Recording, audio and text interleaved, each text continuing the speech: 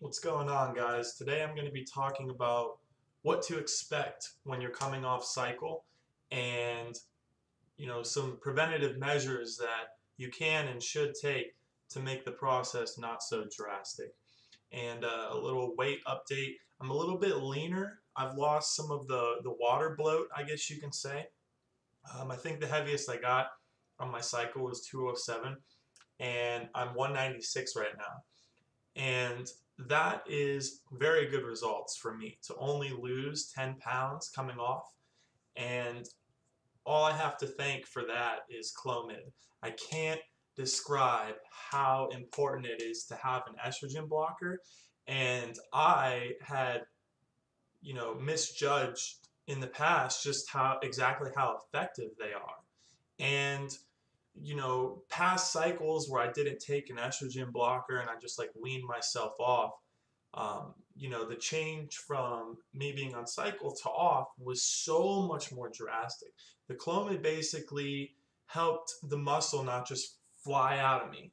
And, it was much more of a gradual losing process that I felt like I could work towards, maintaining a lot easier. And a lot of it has to do with the fact that I use a certain strategy where when I'm on cycle, I don't really take any supplements besides like liver support and the uh, glucosamine and chondroitin for your joints. Those ones are obvious, but things like creatine and BCAAs that help with adding size and recovery naturally. And the reason for that is because, my personal goal is I don't want people to be able to look at me and be like, oh, you're coming off the stuff, aren't you? My goal is to make it to where it's a much more gradual process to where it's not so drastic from what I look on versus off. And how I do that is I really slam the natural supplements right around a month and a half after my last injection because that's really when you start crashing hard. And, right around the 3 week to a month point is when I start taking the Clomid. And I really noticed that, obviously you're going to have some sort of crash. That's impossible to avoid. But an estrogen blocker drastically decreases how much it affects you. So, combined with taking the estrogen blocker and starting up creatine and BCAAs, I really didn't have shutdown, I guess you might call it. Like I remember my last couple cycles, I'd have like a month where I just straight up didn't even feel like going to the gym. I had to sit there and motivate myself or remind myself every single day, you need to go to the gym or, you're going to keep losing, losing, losing, losing. Well, don't get me wrong, my workouts right now are obviously nowhere near what they used to be, and I'll work out for like 45 minutes and go, fuck, I'm tired. And there has to be a lot of tolerance, acceptance, and understanding when it comes to taking steroids. And like, if you can't handle the ups and downs of it, then you definitely just want to stay away. Uh, Obviously I don't look as big or I don't know. I mean, it's really opinion. Like some people could think that I look better like this because I just have a little bit more of a solid look to me. I'm a lot more cut than I was. It's kind of hard to tell on this camera, I guess. But, one of the biggest things I notice is I'm having a lot more emotional stability. Like I'm able to, think about situations, about how I'm going to respond prior to responding. When your testosterone is high as hell and you're on cycle, there's just that gap in time between thinking and acting basically doesn't exist at all. You just are like a caveman.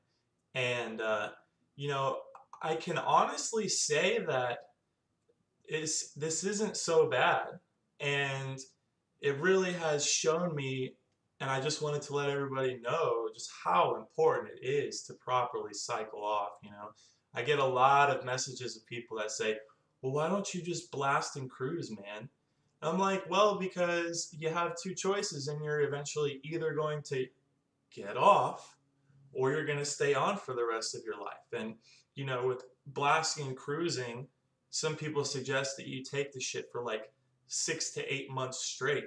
And that is just not something I want to deal with at all. At all. At the end of the day, at the beginning of the cycle, I was slightly under 190, and now I'm maintaining it around 196, 197. And for me to gain 7 pounds and have a lot more of a round look to me after being off and it's all said and done, I'm very happy with my results. At that being natural, you kind of gradually make slow gains, and it's steady as long as you continue to work hard. And with steroids, it's like a roller coaster. You swing up really high with the gains, and then you crash, and then you hope to stabilize. So even with steroids, gains and results still take years. Obviously you're on a higher playing field than people that are natural, but it's definitely not a super easy road. Like, it still provides many challenges, but just the number one thing to remember when you're not on the steroids anymore is that you have to work out differently. You can't work out with the same intensity, or you're going to be too sore. The recovery times just aren't there, and you're going to psych yourself out. So, you know, a high level of knowledge and understanding of yourself, both mentally and physically, your body. You really have to be in tune with how you're feeling to understand where you're at.